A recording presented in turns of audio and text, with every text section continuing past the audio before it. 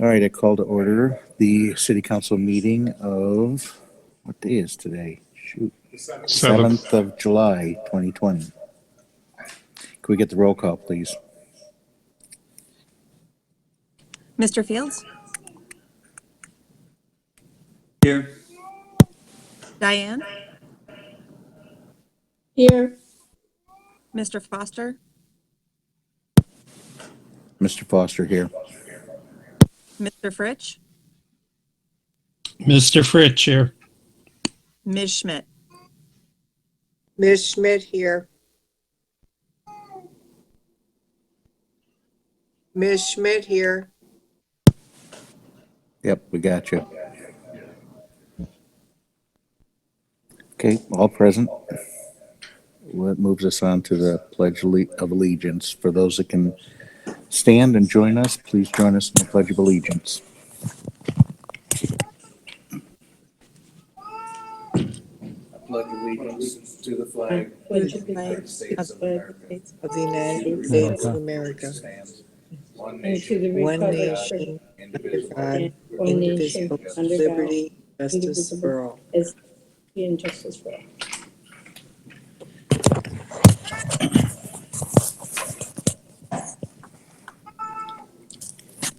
Okay. Make sure I'm on here. Yep. What I'd like to do right now is take a moment of silence for our fire captain who lost his battle this past week, and for Mark Bentheimer. So we'll start with a moment of silence.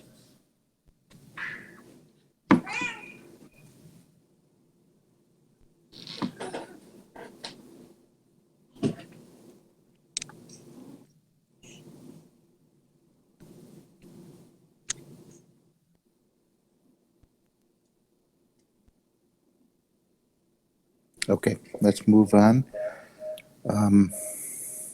Moves us on to the correction and or approval of the city council meeting minutes of June 16th, 2020. And there is the updated version online because there was one error that was found.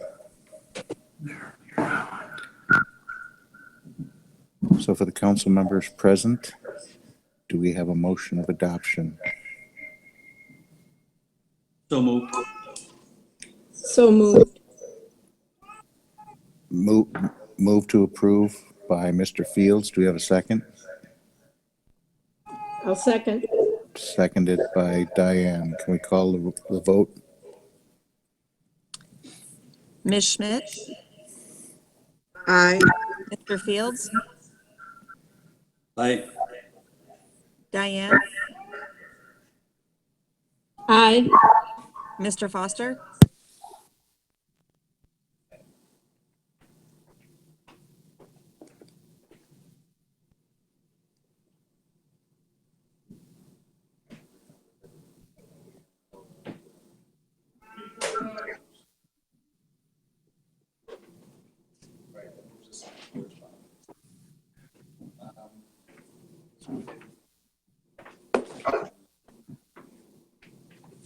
Mr. Foster?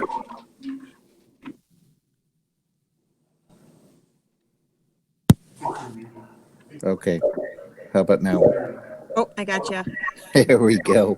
I'm gonna have to stop playing with this button because it's gonna mess me up. I don't know which way is on or off by feel yet. So that moves us into correspondence, and we'll start the correspondence with let's go with Mr. Fields. Do you have anything?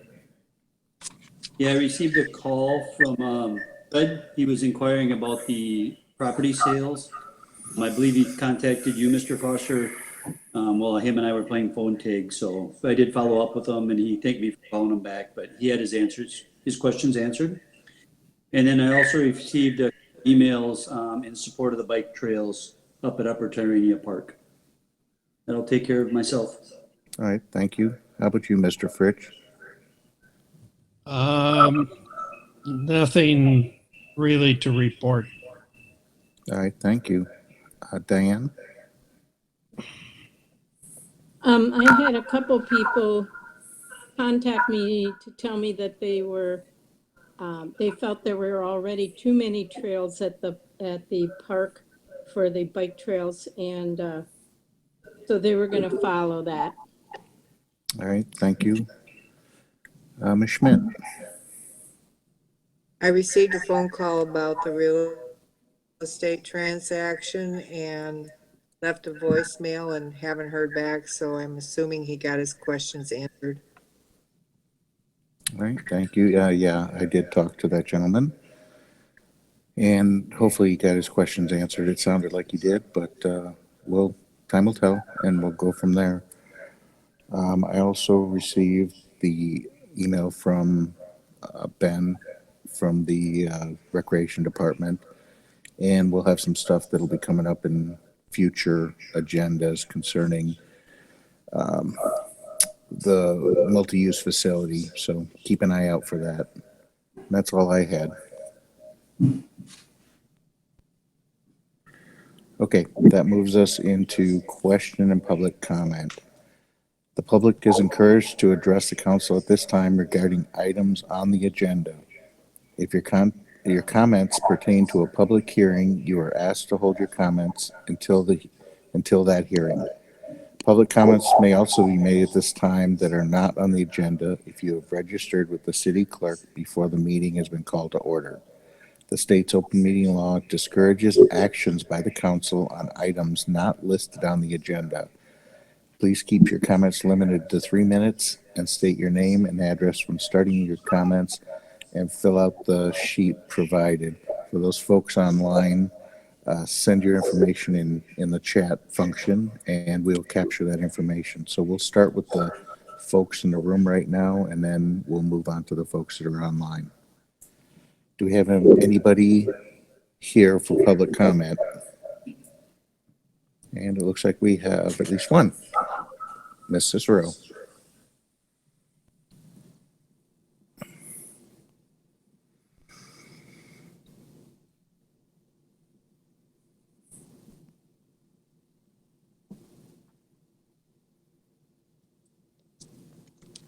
All right. Hello. I'm Patricia Cicero. Am I standing too close? Or feedback? Is it fine? Okay. I'm here to talk about the item about the conditional use permit for the shoreline cutting.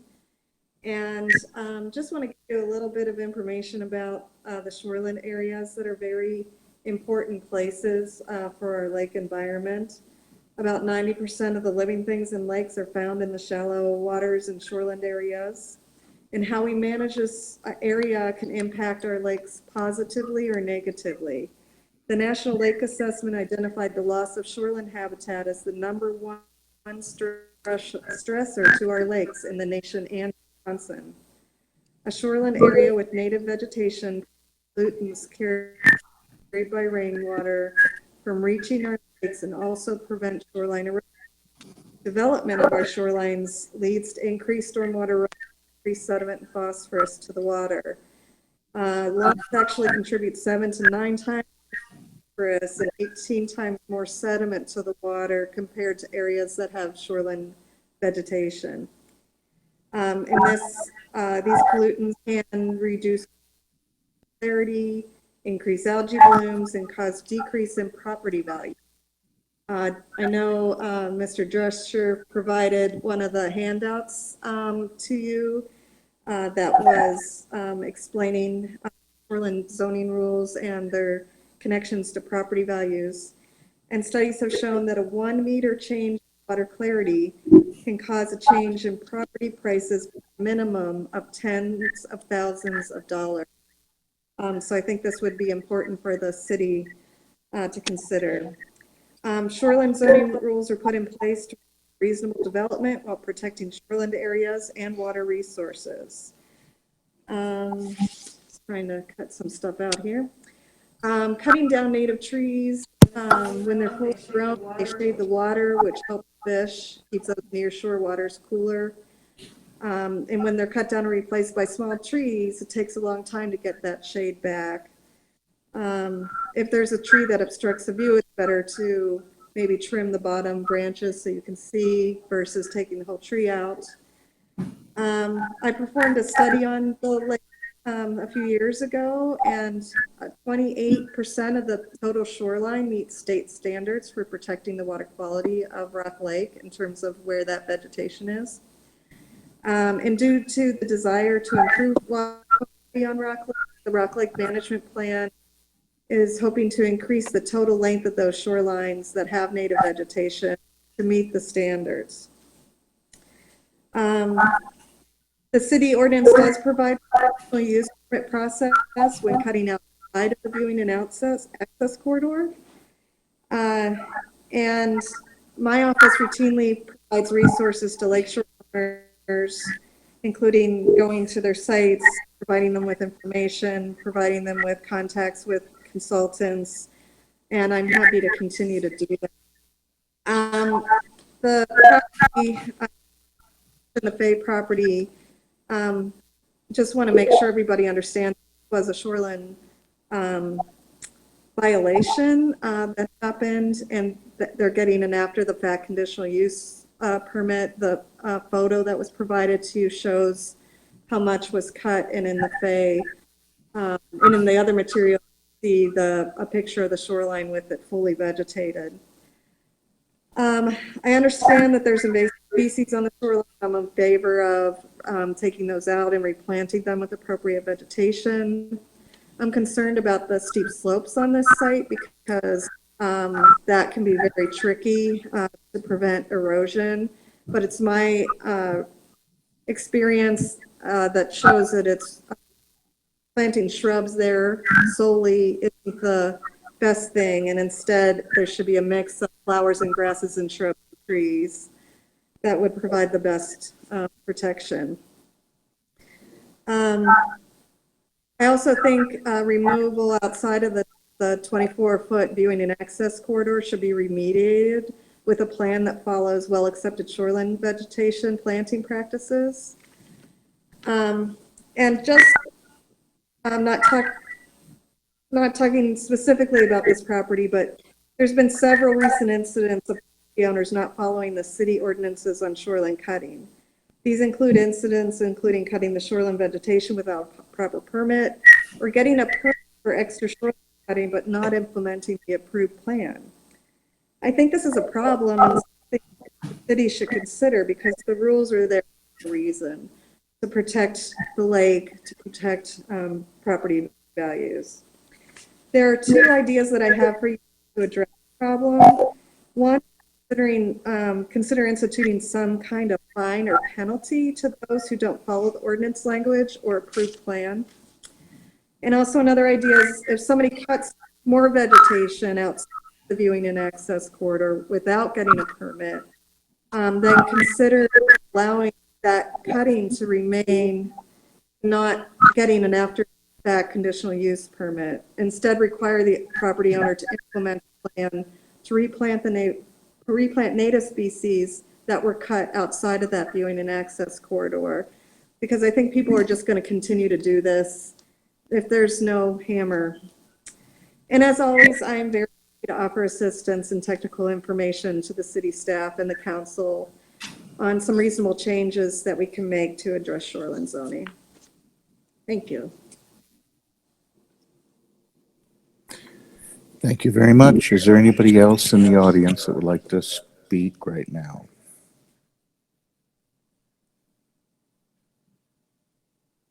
And it looks like nobody. Do we have anybody online that would like to speak? No.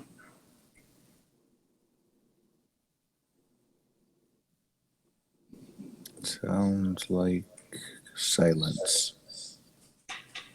So we will move on. All right, Steve, we're at this item 7, the city manager's report.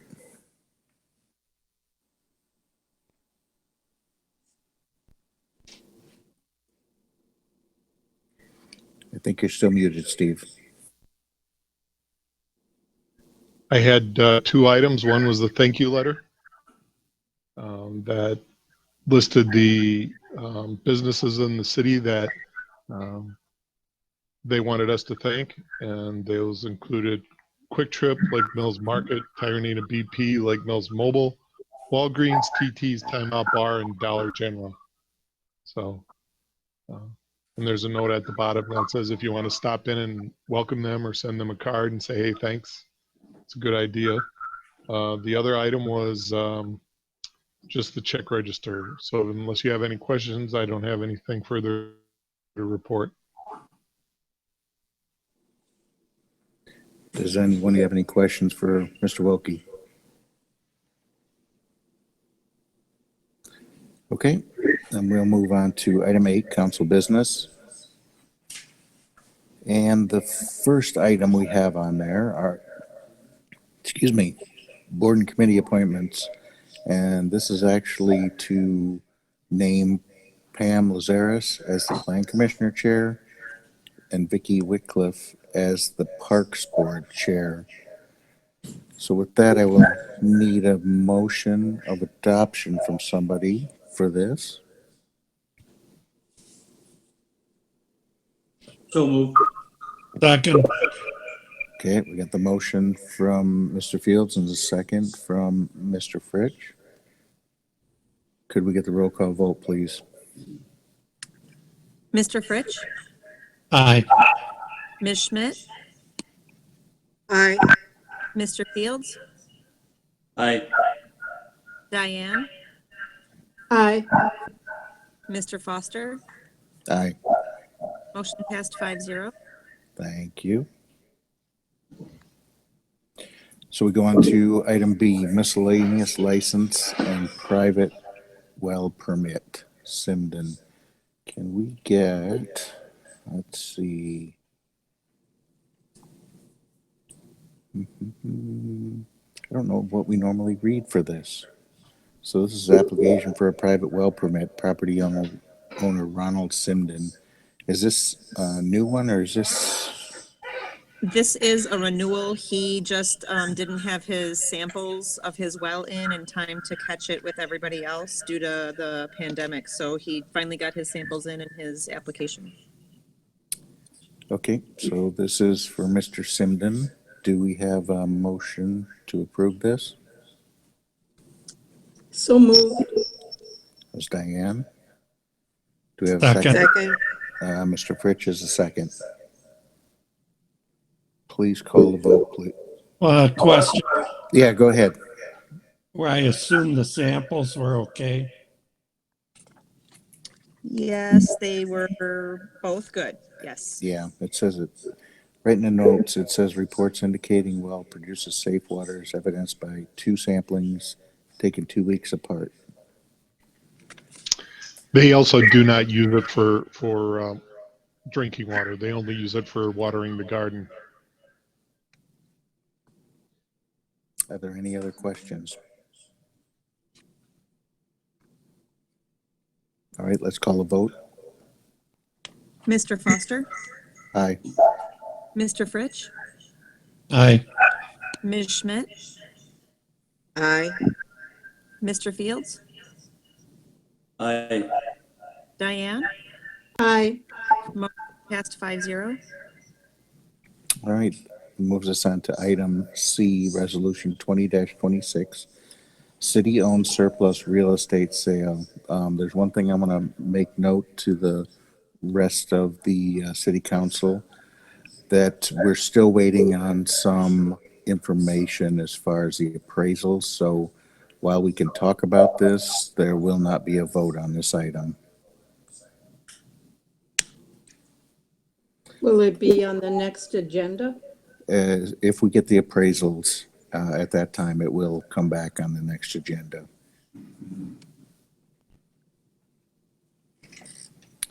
Okay, so could I get the title of this resolution read, please? Resolution 20-26, authorizing the sale of city-owned real estate located in tax increment district number 5. Okay, so since we aren't going to do any votes for to approve or disapprove this, this takes us into a little bit of unprecedented territory. I will allow us some conversation on this if you have any conversation on this. Does anybody have? Go ahead, Steve. We discussed this sale, and we selected a method for doing the sale. We actually had contact from 6 people regarding it. 3 that we had noticed, 1 that had contacted us right away, 3 that had noticed, that we had noticed, and 3 more that had contacted us as a result of the advertisement. 2 of the ones that actually bid were only contacted or only noticed through the newspaper article. One of them was a bid that we had received earlier. The actual bid that the council has discussed accepting was the Caisson bid, which is listed there, and Mr. Forrest and Mr. Moulet are both in the audience. If you wish to talk to them tonight, they can go over what they're planning to do. The last time we talked, the 4 was a condo site, and they were still debating how they were going to handle 1117 South Main and 113 Sandy Beach Road. As far as it's currently zoned commercial, and if they had someone interested in doing commercial there, they would consider that. Otherwise, they're probably going to look at putting condos there. They have provided us with information on that. They were the high bidder in the project. I think the council also preferred the option that they were doing condos rather than apartments.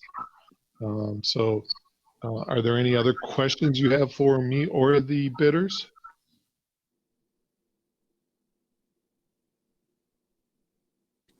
Steve, their design, does this still have to go through zoning, everything else to see if they want this size of real estate as far as square footage, single, two-stall garages, or is the design pretty much set? No, the design, the site is zoned multifamily. So condos fall within that. They have, obviously it's a difficult lot to build on. So they're going to have some site issues that they're going to want to deal with. So they may come in with a PDD. So they definitely will have a visit with the plan commission in store. So yeah, you'll probably see the final project work its way through the plan commission and the city council. I'm not going to guarantee that because, as you know, once we don't own the property, the sale, they could find something that fit within the zoning requirements and build it. But their plans are currently to do what they put in their proposal, other than the commercial on 1117. And you can ask Mr. Moulet to come up, or Mr. Forrest, and go over what they're planning. They have a very strong idea of what they should do there, and they're more than willing to talk about it. Yeah, and I don't see a problem bringing them up if everybody would like to hear something. Yeah, I think good idea. Okay. I don't have to. Yeah, let's get a motion to suspend the rules to allow them to speak. So move. That was Mr. Fritsch. Do we have a second? A second. That was Mr. Fields for the second. Let's go ahead and call the vote. Diane, Aye. Mr. Foster, Aye. Mr. Fritsch, Aye. Ms. Schmidt, Aye. Mr. Fields. Aye. Motion passed 5-0.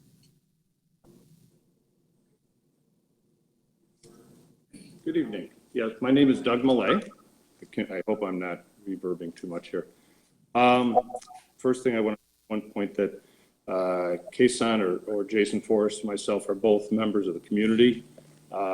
We have a very, when Steve says we have a strong opinion, our goal is to develop a 14 to 16 very attractive, high-quality row houses designed as townhomes,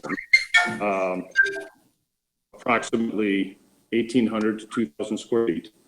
The drawings that we submitted, or the sketches, are a rendering, is in just planning stage, but that is close to the appearance, but nothing is set in stone yet, because obviously we have not released the final drawings to the architect until we knew for a fact that we were going to participate in this. But our goal is, we see the south end of town developing, and we see that, and we think it's a great thing that's going on, and we think this piece of land could be, utilized and do a real nice job with it. I really am more to the point, our intent, townhomes for sale, and to rent them. So the idea is high end. When I say high end, highly attractive looking units. So, Mr. Fields, do you have any more questions? Anybody else? No, I think my questions were answered. Thank you. All right. I So have a question. Yeah, go ahead, Diane. It's not for them, it's more for parliamentary procedure.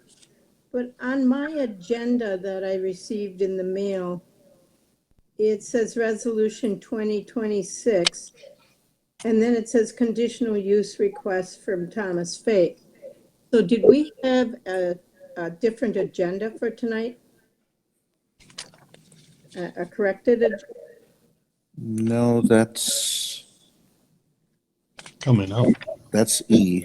Yeah, that's coming up. My on E. agenda, it's C. The one Oh, that- yeah, I'm not sure. Online, it's C, Okay, all right. and I don't get one mailed to me, so unfortunately, I can't compare with you, so sorry. Mine was also mailed. Maybe it was just an error in the office. Okay. It's possible. I Yeah, go ahead. Are you considering these condominiums luxury condominiums or what? First of all, so we're clear on what we're talking about. These are vertical townhomes, not multi-floor condominiums. So we're definitely on the townhome side. When you say luxury, they will be very attractive, and obviously they will have options. There will be a base product, and there can be improvements any owner could improve and upgrade several areas of the interior. But the exterior will already be upgraded to what I say is defining a luxury. I would call them luxury, yes. But not opulent. Is that good, Doug? Thank you. Okay. The only question I had is I'm making the assumption there's going to be some covenants, things like that in there that you might set as you're building these, or the creation of a homeowners association, Correct. and that's to maintain it. Okay. Correct. All right. Any other questions, folks?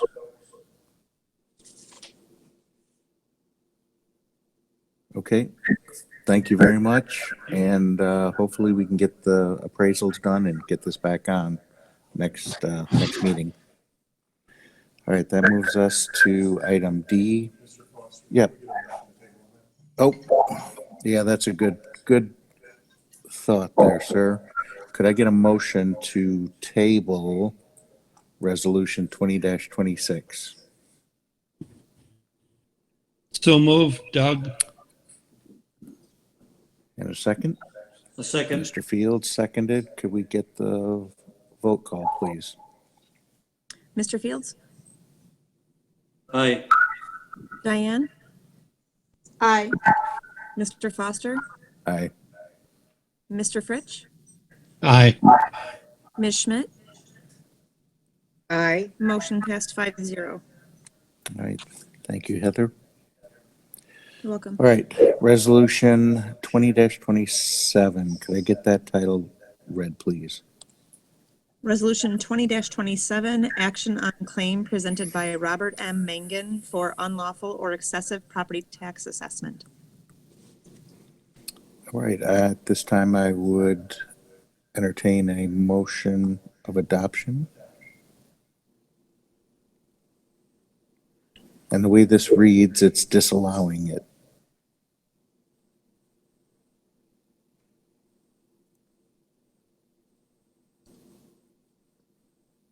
So moved.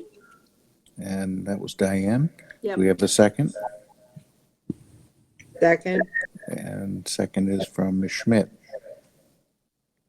All right, that's open. That opens us up for discussion on this. Would you like to start with this, Mr. Drescher?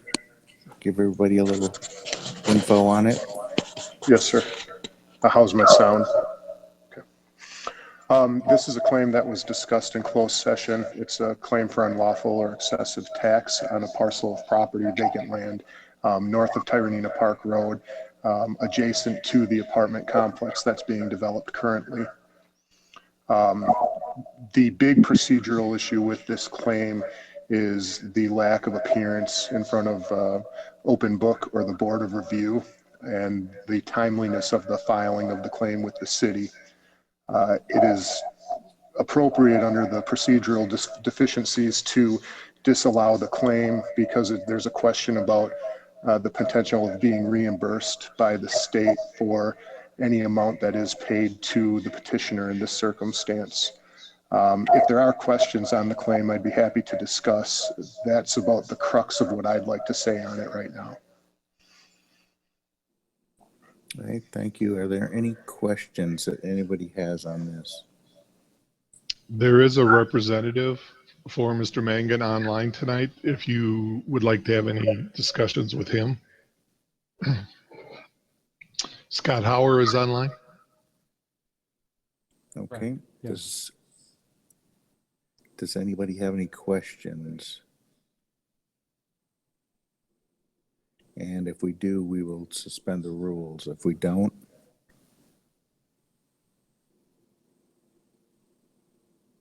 what is, you said Mr. Howard, what is his capacity? He's a representative of Mr. Mangen. I just worked for him. Okay.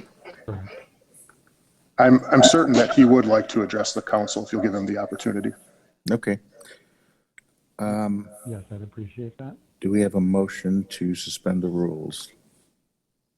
I move to So moved. suspend the rules. Vicki, got the motion? Do we have a second? Second. Mr. Fields, please call the roll. Ms. Schmidt?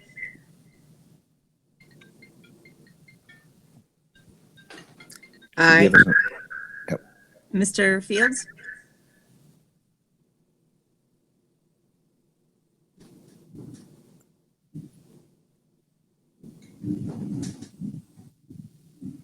He gave us an aye. A thumbs Okay. up. Diane? Aye. Aye. Mr. Foster? Aye. And Mr. Fritsch? Aye. Motion passed 5-0. Okay, the floor is yours. First of all, I'd just like to thank the council for allowing me the opportunity to speak regarding this tax recovery. I understand the main concern that we didn't appear at the open book, or the board of review. Unfortunately, we have no record of this being received in our Brookfield office, and the only conclusion I can really draw from that is that it may have went to a similarly named property management company, National Management, and wasn't forwarded to us. We run a variety of properties throughout the state of Wisconsin, and we have a pretty clean process for receiving these assessments and reviewing and then subsequently responding. And we respond to, multiple assessors each year, in the same format. So we understand the guidelines. But unfortunately, we didn't see this come through. We don't have any record of it coming into our office, and that's what caused the delay in us contacting, at the time, Mr. Groda, once we saw the, the tax bill come through, and then starting the process of challenging what actually happened. So I don't know if there's any questions on that before I go any further. Are there any questions from the council? It looks like there are none. Please go on. So the parcel was assessed at 38,400, and the new assessment, once we got record of it, was increased to 196,000.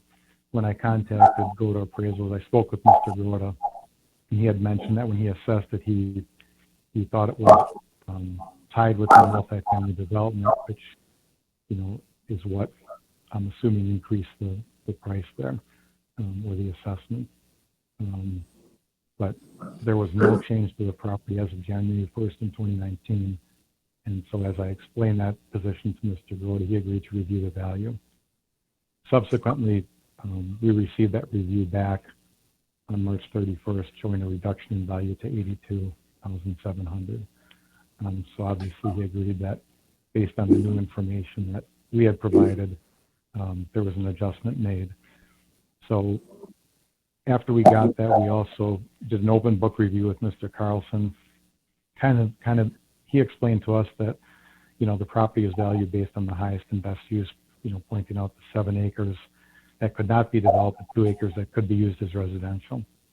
Mr. Mangen noted to him at the time that, he had, up until a few months ago, he had no access to the property because the county had built a retaining wall through his 66 feet of entry. So in addition, Mr. Mangen also has done no soil testing on the property to determine if any development could be done. So based on that information, Mr. Carlson agreed to revisit the current value, and then subsequently came back on May 4th and revised the assessed value to 66.8. So between the reassessment of 196,000 that we, don't have a record of receiving, the new value in 2019 came through at 66.8. I'm sorry, in 2020, which we didn't reject, or challenge, but we did ask for a recovery of the taxes that were warranted back in 2018, and the taxes went from, I think it was $800 and some dollars to $4,033. And so what I did is I just looked at the difference between the value of 66,000 that we accepted, and it's my opinion that we overpaid about $2,600 in taxes because the assessment was, in our opinion, in error. Okay. I thank you for that. Okay. Okay, so this is on us now. And, I have a couple questions. I've got a couple lawyers here, one on the council and one sitting beside me. Understanding what may or may not have happened as far as this notice, what recourse does this petitioner have if the claim is disallowed at this time? This is Dan. First off, I'd like to say I understand Mr. Hauer's argument, and frankly, I agree with him. With regard to recourse on this issue, at this point, if the council disallows the claim or takes no action that's construed as a disallowance, the petitioner can file a court claim, file a claim in civil court, and sue the city for an unlawful or excessive tax. They run into an issue with regard to the procedural issues that I've already discussed tonight. when we originally looked at this claim, the staff basically interpreted this, and we felt like it was an error that was made by the appraiser, the assessor, and that this would go a bit of a different direction. That is not how it was handled, and that puts us where we are now. And so understanding how the process goes, the books are only open at that one time of the year to go through them. That is correct. And that's what you're looking at. The 2019 tax is when it was corrected, I believe. Let me look back.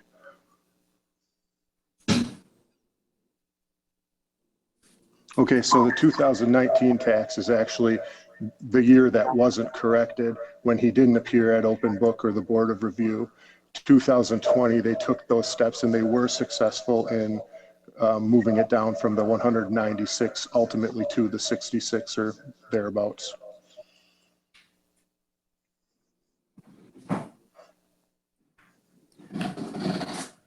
Okay. So we have a motion already in the affirmative, and we've heard the discussion from both our city attorney and from the petitioner. Is there any other discussion that anybody else would like to bring up for this right now? So hearing none, a affirmative vote or an aye vote will be to disallow this claim based on not meeting the requirements for this claim. And I would add, as is stated in the resolution, a big part of this argument is that the city would have a slim likelihood of collecting the tax from the state. The state has already received that money from the city, and there's a time limit on when a claim can come through, and the city could actually get that paid back to them if we were to pay out this claim. I am concerned about that. In my position, I don't know that the city could get that money back. Yeah, and then it's also a procedural thing, and I know that the court shouldn't take into consideration whether or not the information was received, but they might. So burden of proof is not on us to prove whether or not they received it. Does the assessor have any? Go ahead, Mr. Fields. Does the assessor have any responsibility for thinking this was part of a different property that was developable?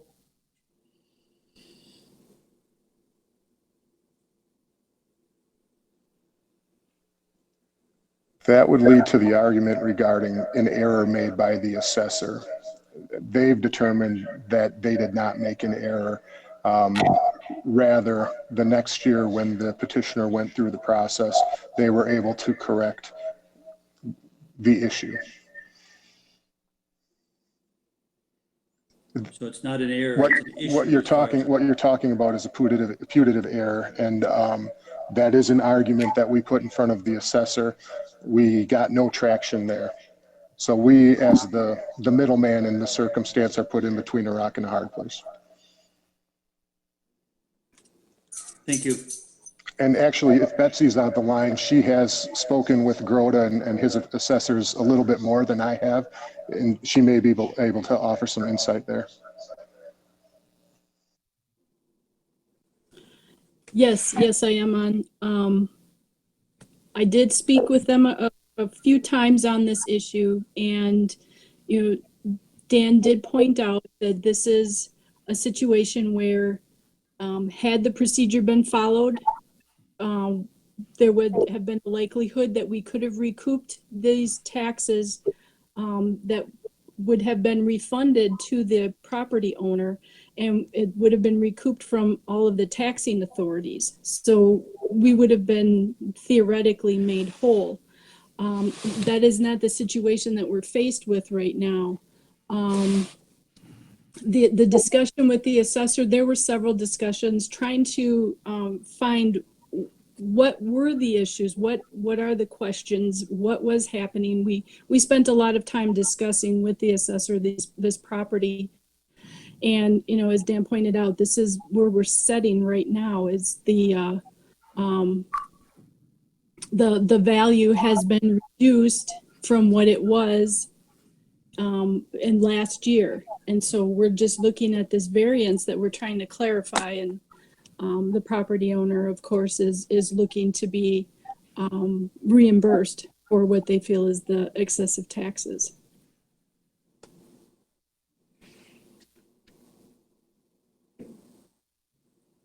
Does that answer your question, Steve? Yes, thank you. All right. Are there any other questions or comments or thoughts on this?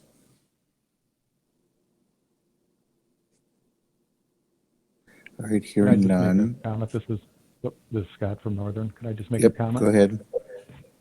You know, we deal with the same situation when it comes to notices, you know, with burden of proof being on 10 and, you know, who's on a 28-day notice or a 5-day notice. And, you know, I will just tell you, while it doesn't happen often, it does happen. And we do have to deal with it in, you know, whether it's an eviction case or hearing, and you know, the courts, you know, will sometimes consider it, like you mentioned, and sometimes they don't. And obviously we would prefer not to get into a court hearing over this matter. I know Mr. Mangen is obviously making a huge investment in the city of Lake Mills, you know, in the multifamily development. You know, relationship has been moving along well. So, you know, we would just obviously appreciate your consideration on this. We understand the process.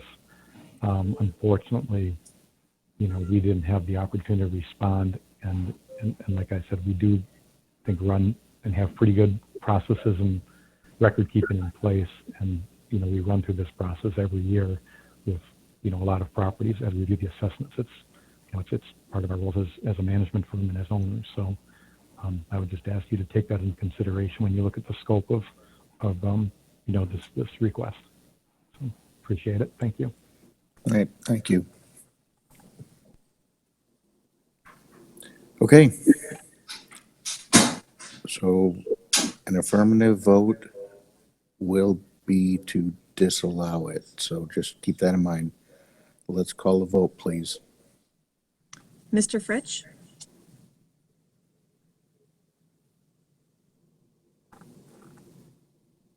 I think you're still on mute. Aye. Ms. Schmidt?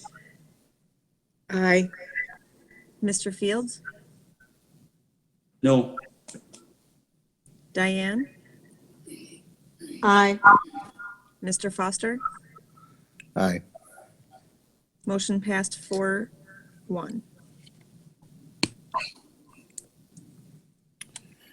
Okay, that moves us to resolution 20-28, conditional use request from Thomas Fay. Could I get you to read the title of that, please?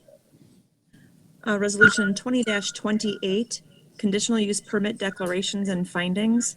Thomas Fay, alternate shoreline vegetation cutting plan, Lakeshore Drive, parcel identification number 246-0713-1143-078. All right, I will entertain a motion of adoption for this conditional use request.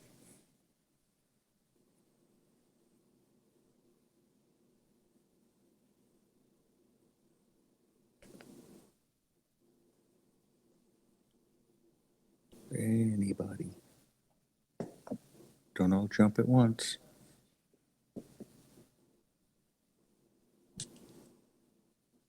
So moved. All right, thank you, Diane. Do we have a second? Doug, second. All right, thank you, Doug. Okay. Who can we get to start with this one? Steve, do you want to take some of this to start with? And then I can jump in. Yes, I think Dan should participate in this somewhat too. Okay. The Fays were led to believe that they could cut a 40-foot vision corridor on a lot that they own on Lakeshore Drive. They had it completed by a contractor, and then we were noticed that there had been some shoreline cuttings, and we investigated and determined that yes, they had exceeded their shoreline cutting ability under our ordinance, which would have been 24 feet.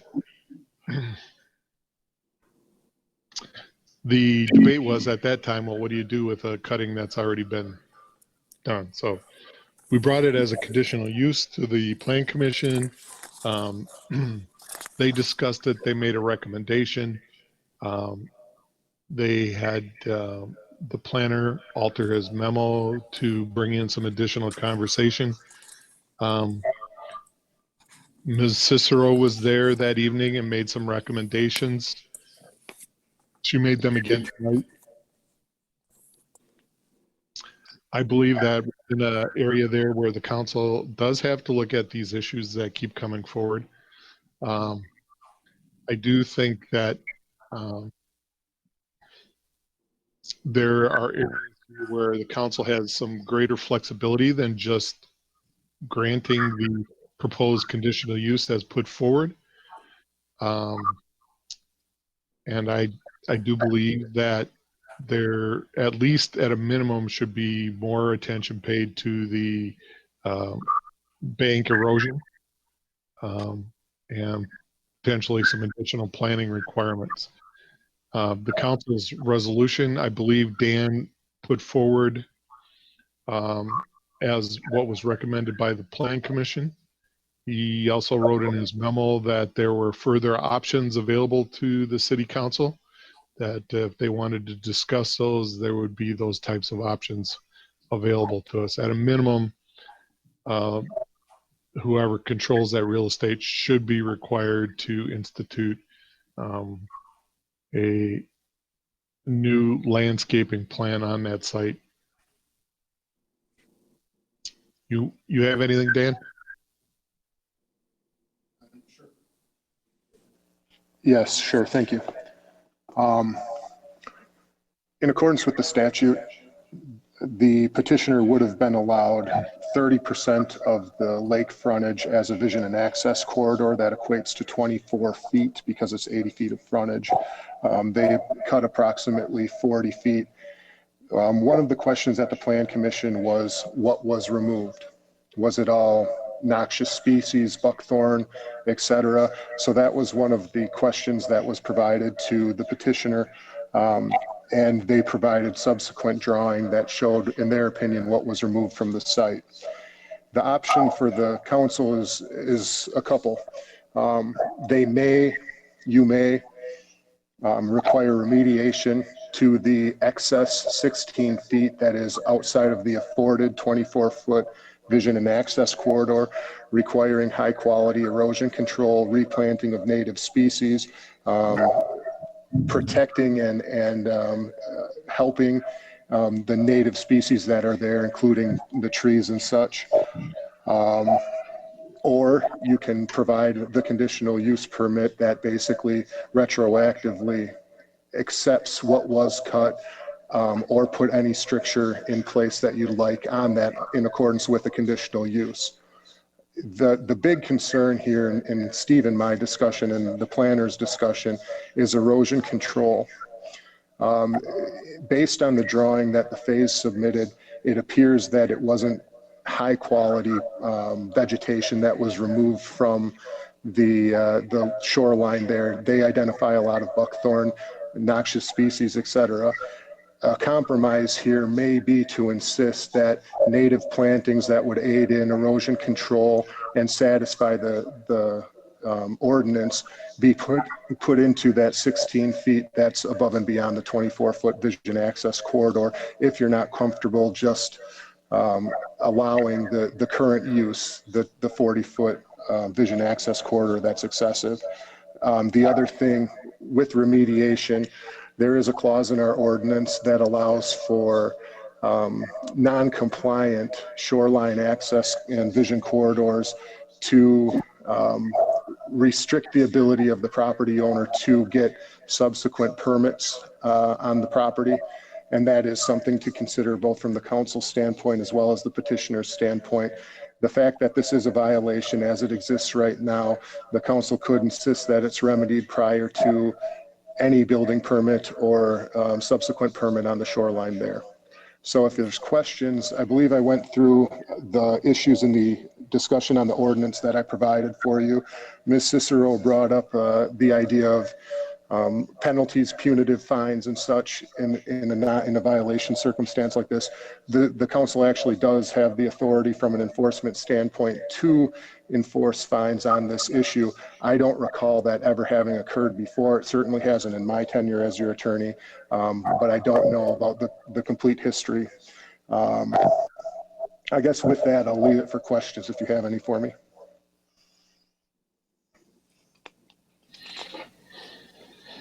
So keep in mind that this was done prior to any of this being brought to Plan Commission or Council or approval from anybody. And, you know, as the Plan Commission looked at this, there was some back and forth, and some folks wanted it fully replanted back down to the 24 feet. And it came out of the Plan Commission that we should take some action as far as getting some things planted back in there. And one of those was getting that map to show what was taken out. So that was number 6. So they provided that the best that they could after the fact.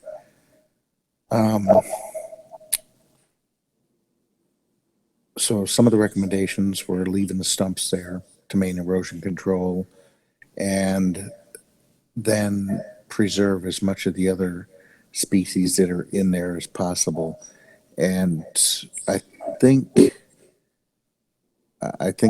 one of the things that we should do, at least in this scenario, is look at remediation down to that 24 foot. So the reason that this was done was to help prep for a potential sale. And it makes sense that if you're going to sell that land, somebody would want to have some vision into the lake. It makes sense. And they were given inaccurate information when they went to make the changes on the lake shore. So those are some things to think about. And I leave it to you folks. Are there any questions of anybody that you would like to ask? And I believe the Fays are online. So if we want to, we could probably suspend the rules and let them speak. So if anybody would like that, let me know. Before we do that, can you answer where the wrong information came from that they got? Would you like me to answer that? Yeah, let's go ahead and suspend the rules and we'll get the Fays to answer that. Would anybody like to make a motion to suspend the rules? Doug, so move. Thank you, Doug. Is there a second? Second. Steve Fields, second. Could we get the vote, please? Mr. Foster, Aye. Mr. Fritsch, Aye. Ms. Schmidt, Aye. Mr. Fields, Aye. Diane, Aye. motion passed 5-0. Okay, ma'am, the floor is yours. You can answer the question. Thank you very much, and we appreciate being here. When we decided that, on the recommendation of so many friends who said, you've just got to open up that property, so why would people want to buy it if they can't see the lake? And so After leaving it virgin for about 3 years, we recently did that. And so we contacted a landscaper, and before we started, we asked him to be sure to get permission. So when we met with him subsequent to that, we asked him, and he assured us that he had talked to the DNR, I'm sorry. And not knowing there's a difference between approval by the city and the DNR, because as a homeowner on the lake, we owned the home next door to this property. We'd always heard about the DNR, but I'd never heard about, the city council. So when he said that, we felt assured that we were allowed to go ahead. And so that's what we did. We would never have done this knowing that it was against the rules, that you can be assured of that. So that's how it happened. Are we allowed to ask who that is? You sure can. I'd like to know who the person was that gave you the misinformation. Do it. You can answer it if you'd like to. You don't have to. Just, could you hang on a second, please? Yep. They want to know who the landscaper was. We don't have to tell them, but they're wondering. Do you think we should, or? No. I guess we just feel that we don't want to get anybody else in trouble. What would be your reason for wanting to know? So we could talk to him and clear it up that he can't give those kinds of answers in the future? I understand. Well, then I think we should.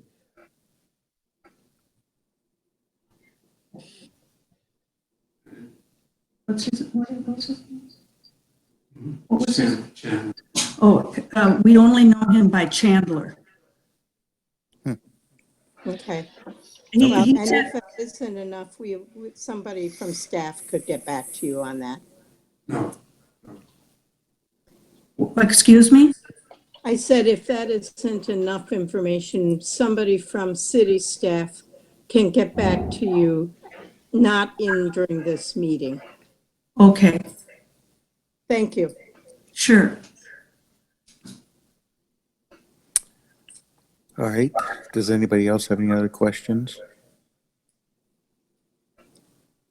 I don't have any other questions, but I certainly am of the belief that the excess amount needs to be put back in the material that it was supposed to be on. In other words, to replace and put in appropriate foliage.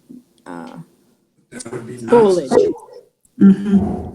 Well, the thing is, they were all noxious indigenous shrubs and so on. The roots are still there and it's thriving beautifully. It's growing leaps and bounds. So the fact that we did not remove, what we did was we pruned. We did not remove any roots. So we don't feel there is any erosion. It's our property. We would never want to have erosion on our property. So what was taken was actually pruned, and you can see the shoots coming up. I just doubt that we'd want to plant more buckthorn and honeysuckle and those kinds of plants, but I understand your question. Thank you. Okay. I wanted to bring something up here because I was looking at the landscape removal and we're showing 40 foot of removed information here, and it's showing that at least from what I'm looking at here, there's 4 ash trees that were removed, some basswoods, and some buckthorn, and maybe a couple honeysuckles. At least that's what I'm looking at on the drawing that we were given. If I'm wrong about that assumption, somebody please let me know, but that's what I see on the handwritten or hand-drawn map. Yes, and on our property next door, there is an ash, and it's been dying for quite some time. The ash were not healthy. And there is a beautiful big oak tree that's on the one side that drapes over the opening. And of course, basswood, as we were told by McKay Nursery, who came and did a look at it and drew up some plans, said that the basswood, all of those trees that are there, you would not want to plant in a landscape. Okay, thank you. All right, we're back to council-only discussion.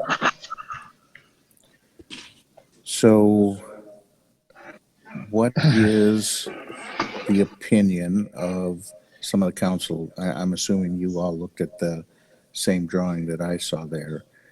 One of the questions that I will have is, if we do ask them to put some plantings back in there, who would be the person they would work with? And, you know, that's more of a staff thing. Is that something that we would work with Rob Getz, and he would manage that and get it to the regulations that we're going to set, or if we do set some?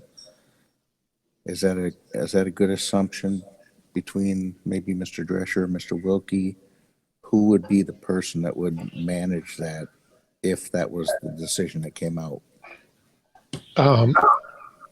Generally, what we do is they hire a contractor who provides us with the documents that meets the requirements that we've set. And then generally, we either have one of our contracted landscape architects review it, and then Rob makes sure that what was proposed got planted. Okay. All right. Thank you, Steve.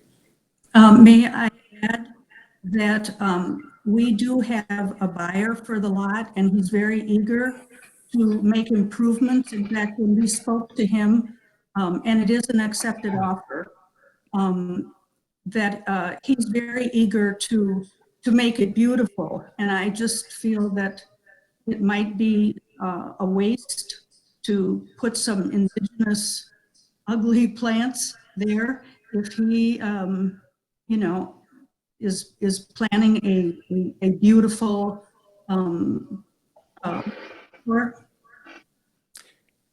I don't think that we would require replanting the trees that were there. We would have trees that would be more appropriate, probably more ground cover than has been there. So that would be an issue that would have to be worked out with the landscape architect as they worked with us. Yeah, the ash and those types of trees, we would not ask you to replant. Now, correct me if I'm wrong, Steve, if the ruling was made that we're asking certain plantings to be put in there and the property was still sold, that would be it would be incumbent on the person that bought it to manage that to completion. Yes, the conditional use is going to go with the property. And so if you issue this conditional use with that condition, he's going to be required to follow it. He could, and I think they've made a reasonable argument that he could change the plantings, but that's not something really the council's looking at anyways. You're going to tell us that you would like to see more trees planted back in the 16-foot zone. Then staff between Rob and Brian and Raza, who's our landscape architect, would look at that. Might ask Patricia to look at it if we feel that there's some erosion control issues in there. But that would be the way it would go. And if they proposed one to us and we accepted it, and then the new property owner came in and said, "Nah, I want to make a few changes," as long as they're appropriate type changes, we're gonna approve them. So I guess the point I'm trying to get to is this conditional use would not prevent them from completing the sale. Other than there would be conditions on fixing the vision corridor, By the purchaser. right? Either by them or the purchaser, whoever owns the property. Gotcha. I just wanted to make that clear that if these things are set, if they work this out with whoever's buying the property and that person knows that these conditions are set on this property, it shouldn't prevent them from completing the sale. It will not prevent it won't prevent a sale possibility. Right. They could still sell the property as long as he understands that he's got a conditional use to comply with. Yep, exactly. So, yeah, I just want to make sure that the Fays were aware of that this doesn't just saddle you and you can't sell the property until you get it fixed. So you will have to work with whoever's buying it if a conditional use is set on this property and you want to sell it before those corrections or whatever is deemed appropriate are made. Okay, thank you. Yep. Okay. If I may. Yep, go ahead.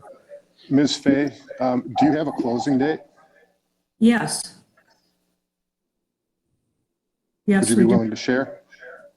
And why would that be? I'm just looking for the timing here, whether or not it's going to be you that complies with the conditional use permit or potentially your owner. If it's going to close next week, I feel like that's a different issue than if it's going to close in a month and a half. No, it's August 26th. Very good. Thank you. Mhm. Okay, thank you for that. Mhm. Does anybody else on the council have any questions? So right now, the motion is in the affirmative to, how do we have it, to approve the conditional use code following the planner's memo. So the planner's memo is telling us that it will go back to a 24-foot corridor with proper plantings. Am I reading that correctly? I think that they're actually allowed the 40-foot corridor with some remedial action, identifying what plantings are going to go in the future, but they do allow the broader corridor in my understanding of the planner's memo. The 24-foot corridor of vision and access is allowable.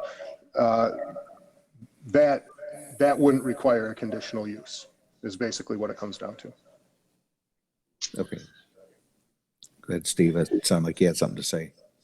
I was just going to say I agree with Dan. This is the 40-foot corridor. I believe that it will require some review of the erosion control along the already cut 40 feet. I think that it looked at it and said, hey, we know that there's roots and buckthorn there, but maybe it was more appropriate to have something better in place than those. But it does allow the 40-foot vision corridor.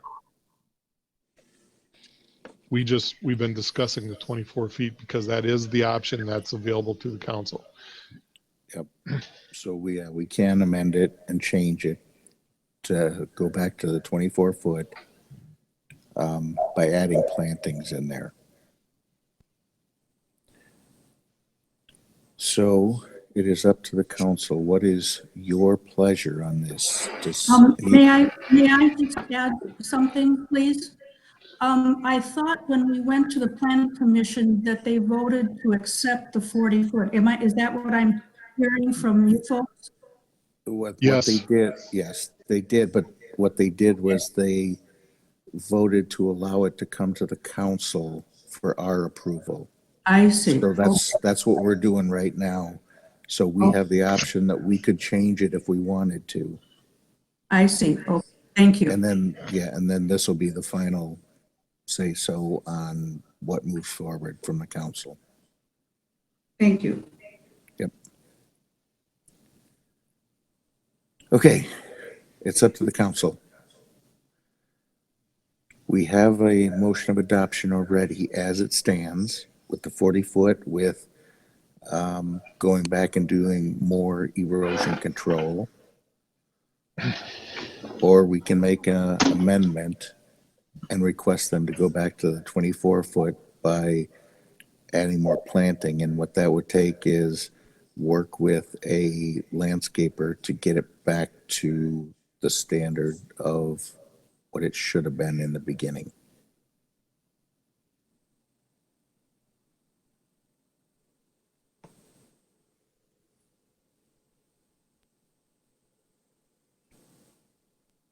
So I'm not hearing. I'd like to make a motion that we require a remediation plan to bring it back to the original 24-foot, that they have to provide a remediation plan for that, and that no further permits will be issued until it passes that plan.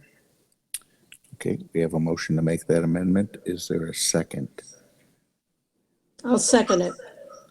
Diane seconds it. Let's go ahead and call a vote, please. Diane, Aye.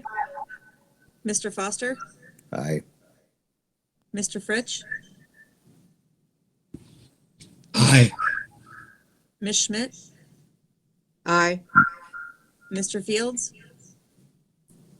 No. Motion passed 4-1.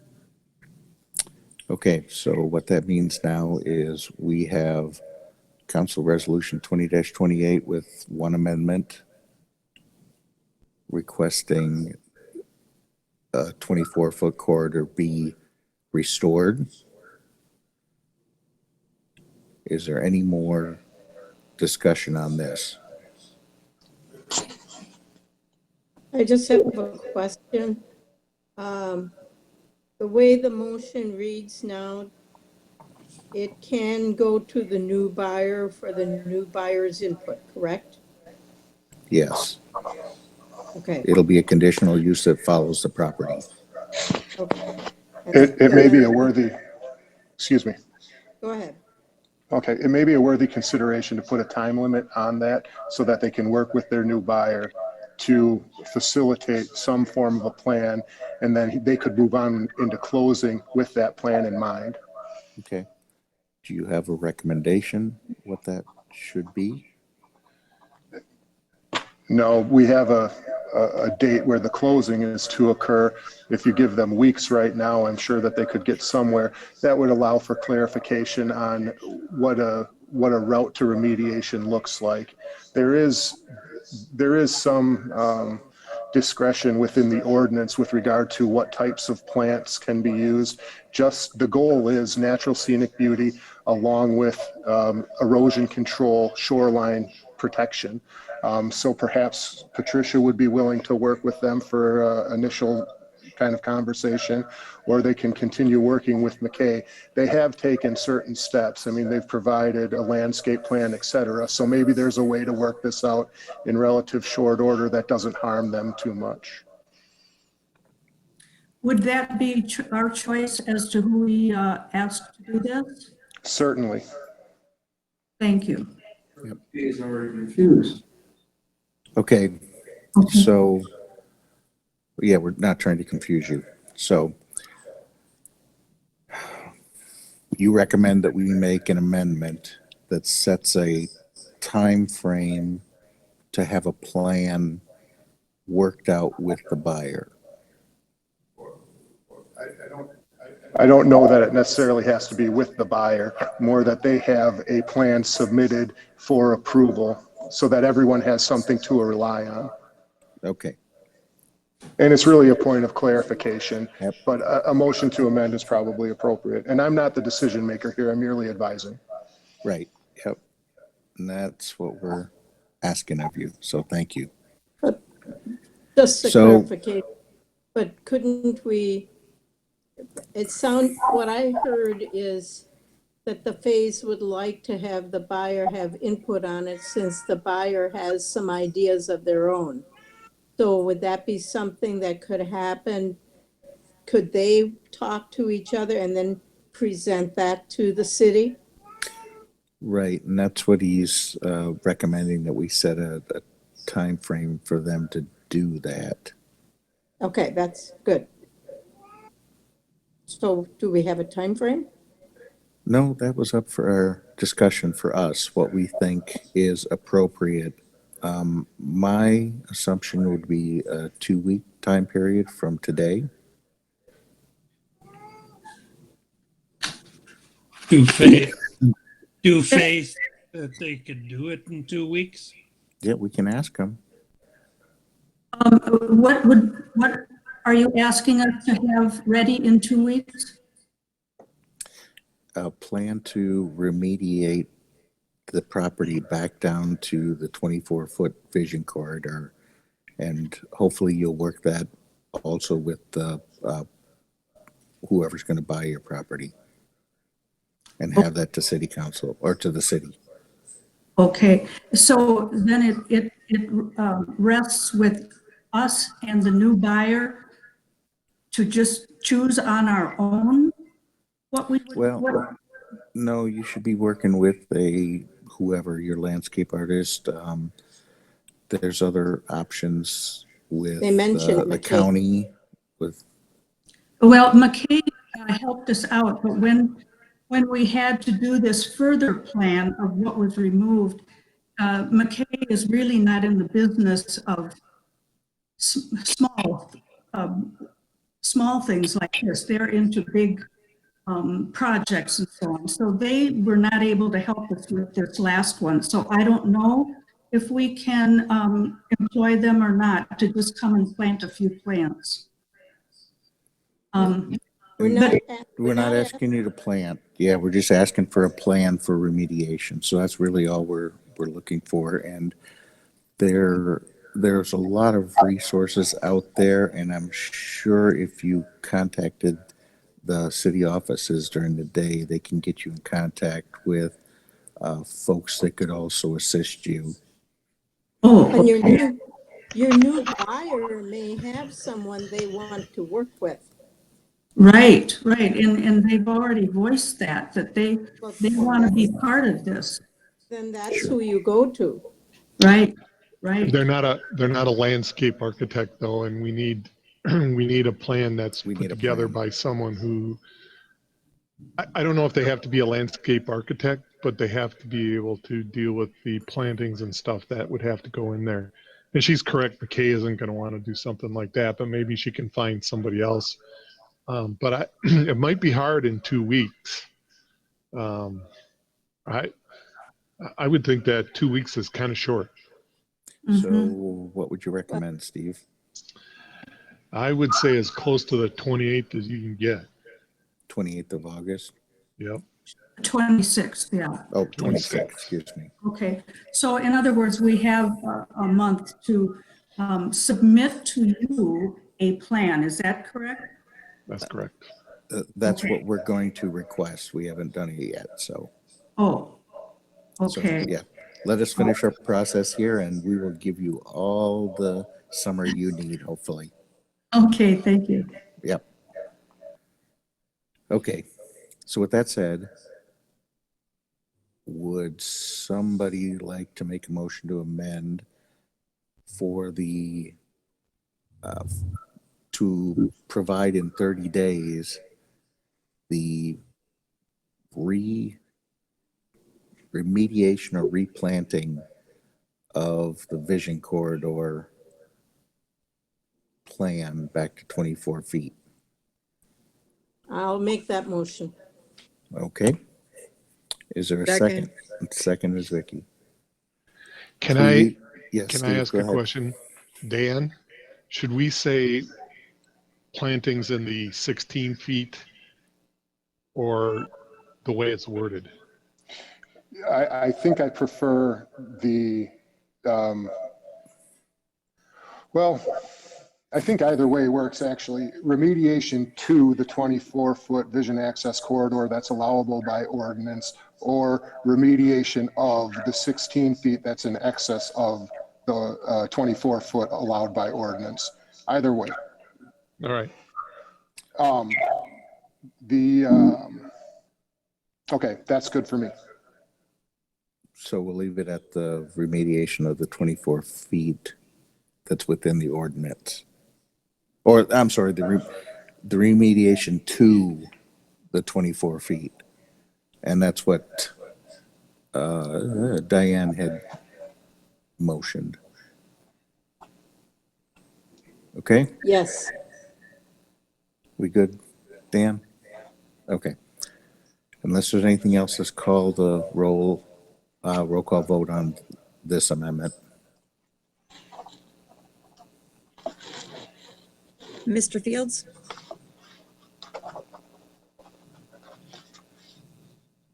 Aye. Diane? Aye. Mr. Foster? Aye. Mr. Fritsch? Aye. Ms. Schmidt? Aye. Motion passed 5-0. So now Okay. we have a motion with two amendments, correct? Yes. So we have a amendment to remediate it to the 24 feet, and then we have a amendment of a time frame to get the plan to the city of 30 days of how they're going to remediate back to the 24-foot vision corridor. Okay, is there any other discussion? Who do we send it to? Who do we send this to? Who's the best person here to send that to, Dan? Would that just come in to the clerks? Yeah, so submit it to the city clerks. So Misty Quest, And she'll distribute it. yep, and she'll distribute it as required. Will it go before your council again then? No, Okay. nope, this is the final say-so, and then it'll just be upon you to remediate it, and then once it's all, whoever remediates it, whether it's you or your purchaser, it will be reviewed and looked at, and if any other steps need to be taken, then they'll be, if there's any other steps needed, they'll be requested. Now, if our new buyer, if we get together with the new buyer and we come up with some plants 8 feet on each side, and when they come to doing their full plan, if they change their mind, can some of those plantings be changed, or is this cast in stone?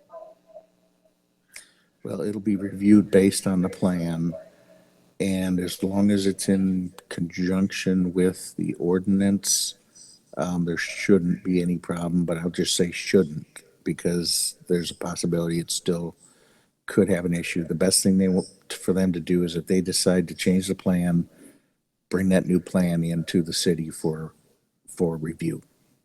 Mm-hmm. After they purchased, and if it's, say, next summer or something. Yeah, after they get ready to put something new in there, they'll have to let us know. Otherwise, it remains as a plan with no plantings? No, it remains as a plan that has to be done, and right now there's no time frame set that says it has to be done by a specific time, but that could come based on, how do I want to put this, Dan? Based on the ordinances. Well, So that's the point. Compliance with the ordinance is the goal here. And if the plan is not submitted and then ultimately followed through in a reasonable time frame, whatever that reasonable time frame is, the city would be able to restrict yours or the buyer, the future owner of the property's ability to get a permit on the property. And that's obviously what you want to avoid. So no improvements could be made to that shoreline, for instance, without addressing this issue. without compliance with the ordinance. And ultimately what the council is looking for here is limiting the vision access corridor to the 24 feet that you're allowed under the ordinance as opposed to the 40 feet that has been cut at this point. Okay, does that mean that the new buyer at no time will be able to widen that? The 24 is forever? Well, they'd have to petition for a conditional use or an amendment to this conditional use that would allow for whatever their proposed use is. If they're adding a patio, if they're adding stairs to the shoreline, something like that, it should really all be in conjunction. But the starting point right now that the council is putting forward is the 24-foot vision access corridor must be respected. You must comply with the ordinance. And if you don't, then you wouldn't be able to get those other permits, a stairway down to the shoreline or a patio, without compliance with this ordinance. So it's going to have to be addressed. Okay, so then we probably should plant those plantings in case by next year, in case they don't get a new plan by this fall. Maybe they'd want to wait till next spring. So you wouldn't want to wait that long, am I correct? That's probably likely. Okay. If they came and talked to you, would you make any? The staff would provision? definitely be willing to talk to them about this issue, as well as you. Absolutely. Okay, thank you very much. Yes, ma'am. Okay. Where were we? Have we completed this? I lost my. I'll call the question. Okay. And as So we're amended. ready to call the vote on this as amended. Ms. Schmidt, Aye. Mr. Fields, Aye.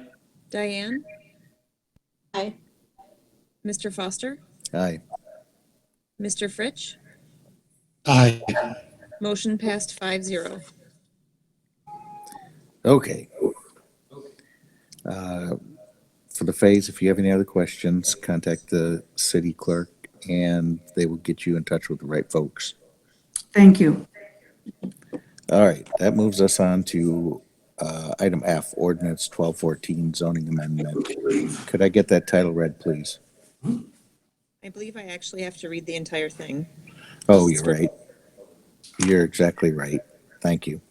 I am going to just skip over the full legal descriptions. Yeah. They're read, if that's okay. Yep, that's okay. Ordinance 1214, amending City of Lake Mills Ordinance 660-44, official zoning map, City of Lake Mills, Wisconsin. Parcels 2460713, 2422003, and 2460713, 2422004. Topel's Towing and Repair, Topel Trust, and Daniel and Tara Topel, 1110 and 1122 South Main Street.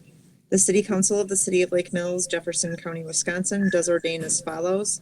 Section 1, City of Lake Mills Ordinance 660-44, the official zoning ordinance and map of the City of Lake Mills are hereby amended to zone the following described property from Neighborhood Business District B2 to Planned Business District PB, to wit, parcels 2460713, 2422003, and 2460713, 2422004, 1110 and 1122 South Main Street, Lake Mills, Wisconsin, 53551.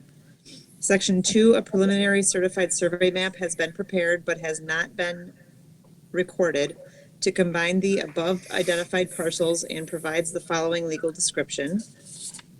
Section 3, all ordinances or part of ordinances inconsistent with or contravening the provisions of this ordinance are hereby repealed. Section 4, this ordinance shall be in full force and effect upon passage and publication as provided by law. Okay, so this is the first reading. Does anybody have any questions on what they're trying to do here?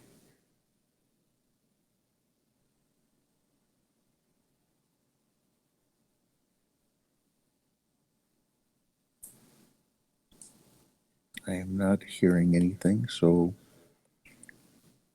it sounds like nobody has any issues or questions about this. Is there any reason that this has to be moved up, or can it go through the full 3 readings? I would like it to go through the full 3 readings to make sure that anybody else that has any public input comes in. No, there's no reason that we know of to move it up.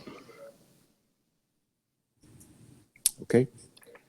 So that's the first reading, and we will move that on to the second reading at next meeting. All right, recommendations for future agendas. We talked about at least one, Steve, correct? We talked about having Ben Dayton and some of the other folks come in next meeting and actually give us the progress report and plans for the multi-use facility. That's correct, sir. And I think I may also request our police chief come in next meeting if we can. I'd just like to get his input on things that are happening in the city.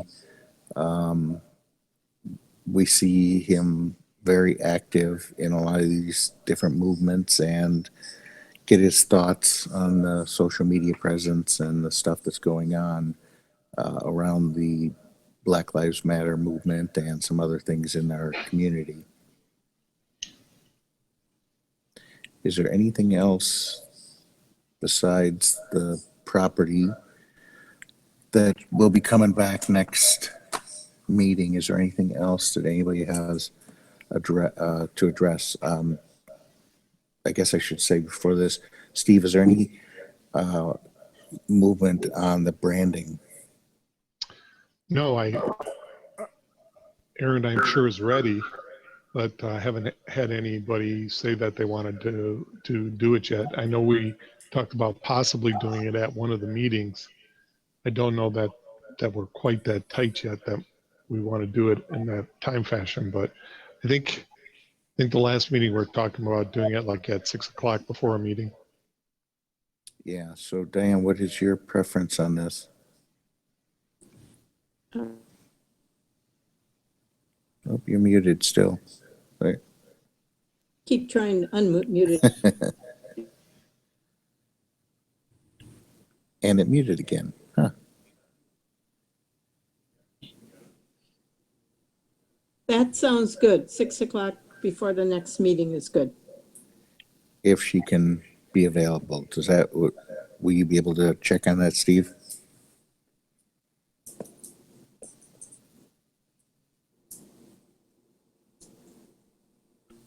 Maybe Steve muted. Yeah, he is. Yes, I can check on that right away. Okay. Anything If else? we're going to be working, Yeah, are we going to try and do it? I'm sorry, Steve. It broke up a little bit. If we're going to try working on branding and having them come in, are we going to do this in person, or are we going to still try and do it via our 8x8 meetings? Well, that would be up to consensus here to see what folks think. I'm okay if we do it remote like this. Me too. Dan? I don't care. I'm okay. Doug? As long as I can get some documentation or something, either on the computer or whatever. Okay. What would you prefer, Steve? I'm flexible either way. It's just more challenging if you're looking at drawings and trying to compare stuff if we're trying to do it on these small screens. Yeah, I understand that. So we can leave it up to I this. think We if can we do- set up a meeting and allow whoever wants to come in to come in. Could I we think also for- have a hard copy of the documents mailed to us? Yeah, there's no reason that we shouldn't be able to, as long as she has them ready and can get them to city staff so they can mail them to us. And that, I for believe, me, it would depend on how we're doing at City Hall, right? Like today, it's certainly better we didn't meet. But maybe, it'll be better by then too, that we could meet at a meeting like we did last time. Sure. Mr. Wilkie, you were going to say something? I already have the hard copies in hand. Okay. So Oh, I okay. can get those. I think I emailed them out to the council members already, as a matter of fact. But I can do that again. Yeah, you may have to. 'Cause I don't think I saw them. Please. Okay. Is there anything else?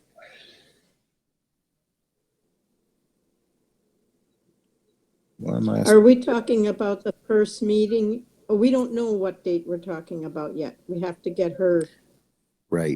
feedback. Yep. We'll find out from Okay, got her it. if she can meet before the next meeting. Great. If she can't, we'll find out when she can meet, and we'll make sure everybody's aware. Okay, great. Okay. If that is it, I am going to adjourn us. We are adjourned.